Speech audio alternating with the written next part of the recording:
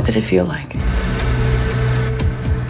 to get to watch a person unravel?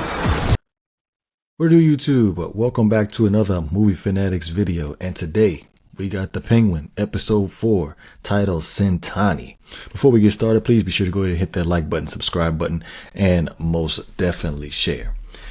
Now, Penguin, episode 4, Sentani, was definitely looking forward to what was going to happen within this episode, where we kick off right after the ambush from the Maroni family, Nadia Maroni ambushing Oz and Sophia, and Lily holding him at gunpoint. And obviously Victor came in to save the day by crashing Oz's Maserati into one of the Maroni family's henchmen. Oz and Victor, they flee the scene, and then Sophia's just left there, just bleeding throughout her head, and she's confused. I'm assuming she's having a concussion, and the first person she calls is Julian Rush, where you saw in 2 episodes prior where everybody's having the speculation of the possibility of him being Hugo Strange, where I was just like, you know what, I don't know, we're gonna have to pump the brakes on this one. But she calls him, and then she just blacks out, and then we just get a series of flashback scenes where we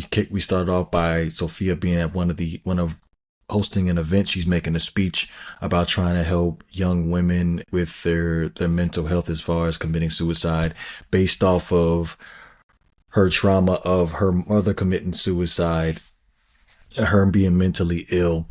And Sophia gets ambushed by a journalist named Summer Gleason, and she tells Sophia about similar victims of somewhat of a suicide that matched sense of struggle, where they're being strangled instead of just hanging themselves. So Sophia goes to confront her father and asks her questions about what happened to her mother.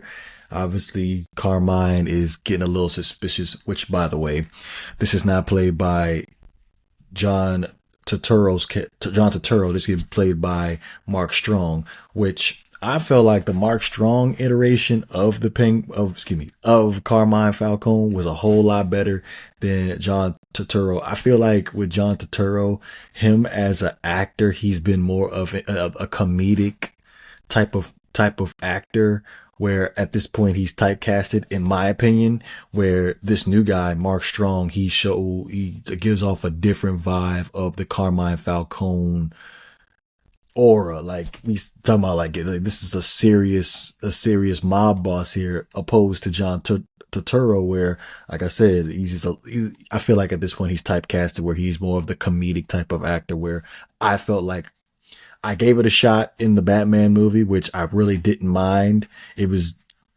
okay. It was all right. I could deal with it. Like, I'm not upset about it. But in this TV show with Mark Strong, I'm like, okay, new actor, which I have a huge problem when we end up switching out actors for specific characters. I have a huge problem with that. But with Mark Strong, I'm like, yo, this is better than the original. I'm cool with this. Like, and the whole episode, so it's just phenomenal, well put together, perfect detail. Mark Strong was a perfect choice to replace John Turturro for Carmine Falcone. Anyway, getting back to it, right? So after Sophia meets with Summer Gleason, Oz goes and snitches to Carmine about Sophia talking to the journalist. So Carmine frames Sophia into murdering 6 women. And she goes to Arkham Asylum originally for 6 months. But due to the fact that her family members signed off on her regular mental state, and on top of the fact that psychiatrist Dr. Ventress framed her into killing another inmate in Arkham Asylum, was able to keep her into Arkham Asylum for more than 10 years.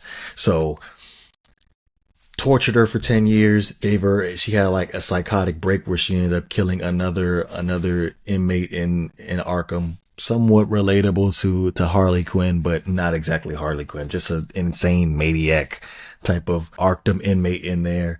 But it really had me feeling sorry for Sophia in this episode. Like, I've told you, like, before in the 3rd episode review, I'm like, I think I'm in love with Christian Milioti, but in this particular episode, like she literally stole the show. Like her acting was phenomenal. Like throughout the whole series, well, when they announced the series, we all probably was sitting there like, yo, how could you possibly make a series about the Penguin? Like a whole season. How could you do that? And for this particular episode, it was perfect, just fitting around Sophia Falcone.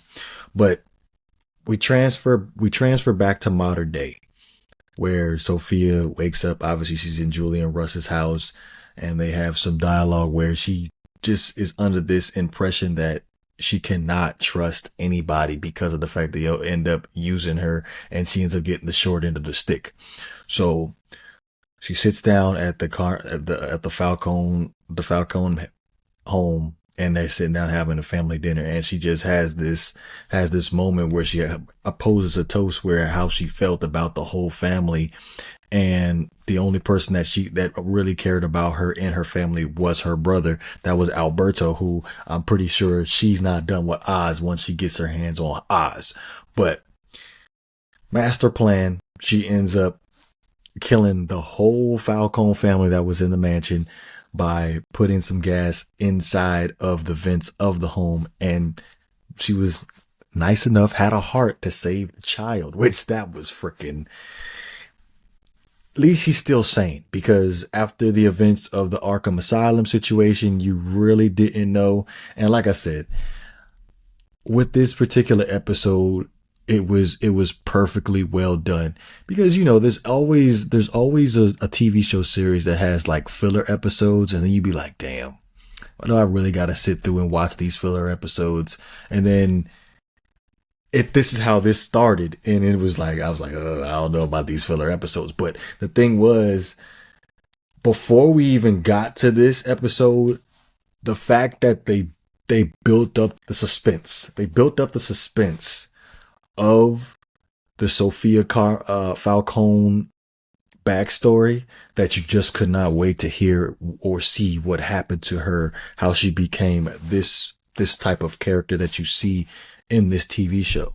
But all around, this is the best episode that I've probably seen throughout the series. So we got 4 episodes in, so yeah, out of all 4 episodes, this is definitely the best episode. But let me know what you guys think. You know what it is. If you enjoyed the content, please don't forget to hit that like and subscribe button. This is the Movie Fanatics. I'm up out of here, man.